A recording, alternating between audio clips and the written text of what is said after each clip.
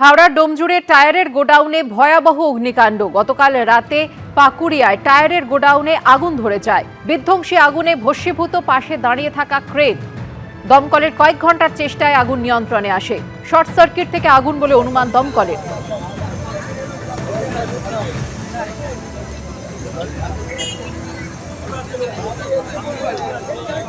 ডোমজুড়ের ছবি আপনারা দেখছেন। টায়ারের গোডাউন, যেখানে ভয়াবহ অগ্নিকাণ্ড।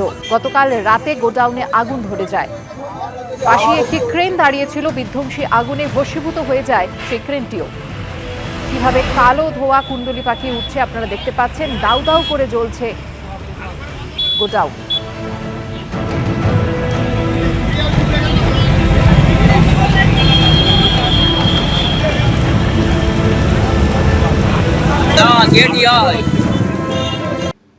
রাজ্যে এসে পৌঁছল নির্বাচন কমিশনের ফুল বেঞ্চ। এলেন মুখ্য নির্বাচন কমিশনার জ্ঞানেশ কুমার।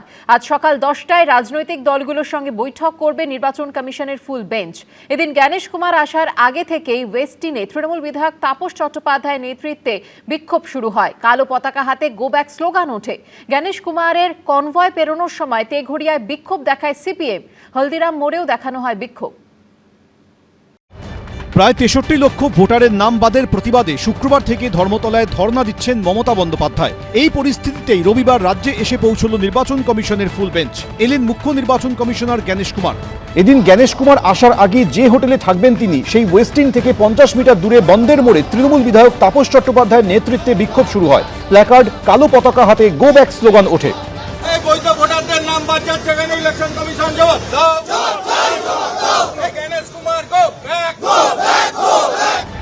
ব্যারিকেড ভাঙার চেষ্টা হয়। সাধারণ মানুষ, তারা কোনো পলিটিক্যাল এতে না, সবাই মিলে তারা এসছেন এটাই বলতে যে গো ব্যাক জ্ঞানেশ কুমার। জ্ঞানেশ কুমার মানে মার্ডার অফ ডেমোক্রেসি। সে গণতন্ত্রকে মেরেছে, সে লোকের নাম বাদ দিয়েছে। লড়াই চলে, একটা বৈধ মানুষের ভোটার লিস্টের নাম আমরা বাদ দিতে দেব না। জ্ঞানেশ কুমারের কনভয় পেরোনোর সময় তেঘড়িয়ায় বিক্ষোভ দেখায় সিপিএম। হলদিরাম মোড়েও দেখানো হয় বিক্ষোভ। এদিকে জ্ঞানেশ কুমার কলকাতায় নামার আগে থেকেই তাকে চাঁচাছোলা ভাষায় আক্রমণ করতে থাকে তৃণমূল। তাদের নাগরিকত্ব নিয়ে প্রশ্ন তুলে দিচ্ছে জেনুইন লোকেদের। কিচ্ছু পারবে না। হরিদাস পাল সব দেখুন না, কিচ্ছু পারবে না।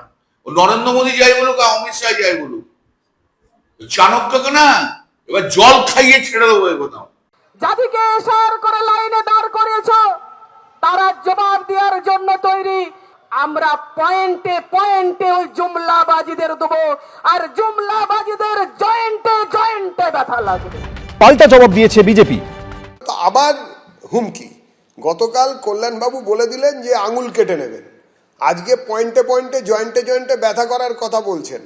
একের পর এক ওদের জনপ্রতিনিধি, ওদের নেতারা মালকিনকে পাশে বসিয়ে রেখে এই ধরনের কথা বলছে। এটাই হচ্ছে গণতন্ত্রহীনতার লক্ষণ। এটাই হচ্ছে খুনি সংস্কৃতি, খালপাড়ের সংস্কৃতি, যা তৃণমূল পশ্চিমবঙ্গের রাজনীতিতে আমদানি করেছে, তার লক্ষণ। এটা বন্ধ করতে হবে। বাঙালি এটা বন্ধ করবে। 26-এর নির্বাচন তৃণমূলের বিসর্জন। রবিবার রাতে মুখ্য নির্বাচন কমিশনার জ্ঞানেশ কুমার পৌঁছানোর আগেই পশ্চিমবঙ্গে এসেছেন deputy election commissioner Gyanesh Bharati. দুপুরে সিইও অফিসে মুখ্য নির্বাচনী আধিকারিক মনোজ আগরওয়াল এবং স্পেশাল রুল অবজারভার সুব্রত গুপ্তর সঙ্গে বৈঠক করেন তিনি। সোমবার সকাল 10টায় রাজনৈতিক দলগুলোর সঙ্গে বৈঠক করবে নির্বাচন কমিশনের ফুল বেঞ্চ। দুপুর 1টা 15 থেকে শুরু হবে প্রশাসনিক ভোট প্রস্তুতির বৈঠক। যে বৈঠকে থাকবেন সব জেলার জেলাশাসক, পুলিশ সুপার, পুলিশ কমিশনাররা। সূত্রে খবর, মঙ্গলবার সকাল 10:30 থেকে সিইও এবং কেন্দ্রীয় বাহিনীর নোডাল অফিসারদের সঙ্গে বৈঠক করবে কমিশন।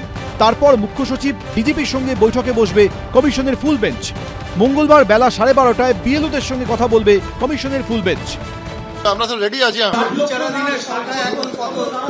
এটা আমি এক্স্যাক্টলি কিছু বলতে পারবো না। না, এটা তো হাইকোর্ট ম্যাটার আছে, আমাদের ম্যাটার নেই। সঠিক ফিগার নিয়ে আমি কিছু বলতে পারবো না। কিন্তু 190 এসে গেছেন, ওখানে ঝাড়খণ্ড থেকে, উড়িষ্যা থেকে গেছেন। কাল থেকে কাজ আরম্ভ করবেন।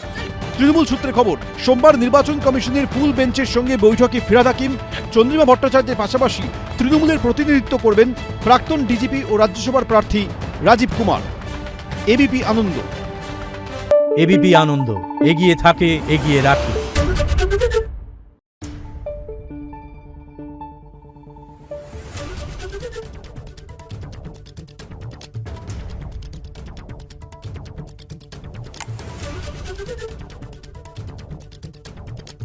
Thank you.